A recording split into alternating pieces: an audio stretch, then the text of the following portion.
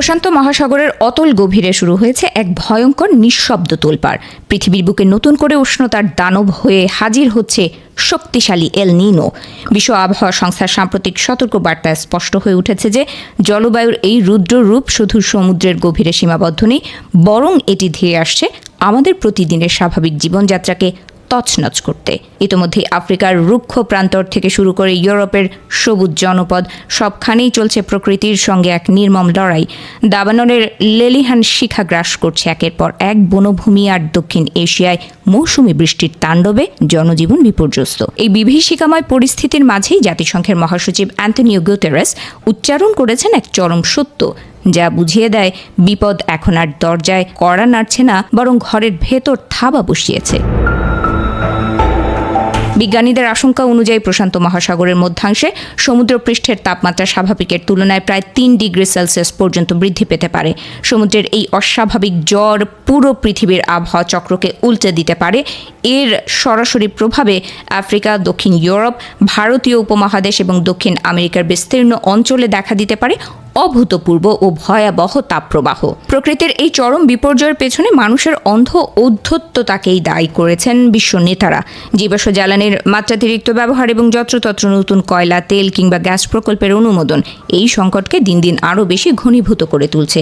পৃথিবীর বুক চিরে চলা এই ধ্বংসযজ্ঞ বন্ধ না করলে আগামী দিনগুলোতে মানবজাতিকে আরও ভয়াবহ পরিণতির মুখোমুখি হতে হবে। বিশ্ব আবহাওয়া সংস্থার প্রধান সেলেস্তে সাউলো সতর্ক করে বলেছেন যে কেবল আগাম পূর্বাভাস দিয়ে হাত গুটিয়ে বসে থাকলে চলবে না। ঝুঁকিপূর্ণ জনপদগুলোকে বাঁচাতে হলে এখনই কার্যকর ও দৃঢ় পদক্ষেপ নিতে হবে। মানুষ চাইলেই সঠিক সিদ্ধান্তের মাধ্যমে দুর্যোগের তীব্রতা কমিয়ে আনতে পারে, কারণ প্রকৃতির এই রোষানল থেকে বাঁচতে হলে নিজেদের কর্মপদ্ধতি বদলানোর বিকল্প নেই। এই সংকট থেকে উত্তরণের পথ বাতলে দিয়ে জাতিসংঘ মহাসচিব সুনির্দিষ্ট কিছু পরামর্শ দিয়েছেন। এর মধ্যে রয়েছে জাতীয় ও স্থানীয় পর্যায়ে তাপপ্রবাহ মোকাবেলার আগাম প্রস্তুতি নেওয়া, তীব্র গরমের হাত থেকে খেটে খাওয়া সাধারণ মানুষ ও শ্রমিকদের সুরক্ষা নিশ্চিত করা এবং ভবিষ্যৎ নগরায়ন এবং অবকাঠামো নির্মাণের সময় জলবায়ুর এই চরম ঝুঁকিকে গুরুত্বের সঙ্গে বিবেচনা করা। তবে এর চেয়েও সবচেয়ে বড় এবং মূল কাজটি হলো পৃথিবীর উষ্ণতা বাড়ানোর প্রধান অনুঘটকগুলোর ব্যবহার অবিলম্বে কমিয়ে আনা।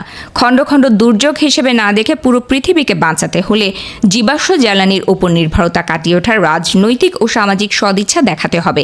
অন্যথায় পৃথিবীর বুকে মানুষের টিকে থাকার লড়াই আরও বেশি কঠিন ও অসহনীয় হয়ে উঠবে। প্রকৃতির এই রুদ্ররোষের পূর্বাভাস আমাদের চোখে আঙুল দিয়ে দেখিয়ে দিচ্ছে যে সময় ফুরিয়ে আসছে। বিশ্ব আবহাওয়া সংস্থার এই সতর্কবার্তা শুধু একটি প্রতিবেদন নয়, এটি সমগ্র মানব জাতির জন্য এক চরম ঘণ্টাধ্বনি।